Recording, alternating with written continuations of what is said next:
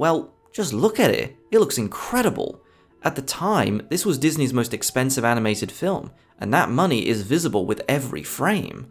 Its art style was created by the incredible Eyvind Earle, who was chosen by Disney to create a look that was not only different from any of their previous films, but could also emulate the style of Mary Blair. She was the main concept artist behind films like Cinderella and Alice in Wonderland. Her art tends to focus more on the simplicity of specific shapes, along with eye-popping vibrant colours. This art style, along with medieval tapestry, inspired Eyvind Earle to create a distinctly 2D look for the film, which is not a bad thing, I must add. Definitely check out both of their artwork if you can. They also had to struggle with finding a balance in regards to the character designs. They needed them to match the style of the backgrounds, while still being unmistakably Disney characters. Thankfully, character designer and animator Mark Davis would both find that balance while also making the necessary compromises that both suited what Earle and Disney wanted, and here we are. After all of that, the animators would then use the multiplane camera technique, which they perfected, to add a feeling of depth to these backgrounds thanks to the parallax effect. That's when objects move in the foreground faster than those in the background.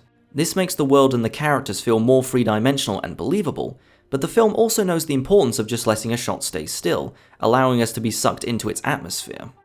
This was the first animated film to use what's called the Super Technorama 70 process, and the second one to be shot in anamorphic widescreen. The first was Lady and the Tramp, released 4 years earlier. Basically, both of these techniques compressed the footage to fit onto the film roll and then stretched out to its normal width during the projection. So in other words, no Disney animated film prior to this and Lady and the Tramp were this grand in scale in terms of how it filled the screen. It's funny to see the striking difference this simple choice makes when comparing films like Snow White or Cinderella to this. The animation in general certainly had the most significant impact on the film's budget of $6 million, and is the shining example of Disney pushing the limits of what they could accomplish.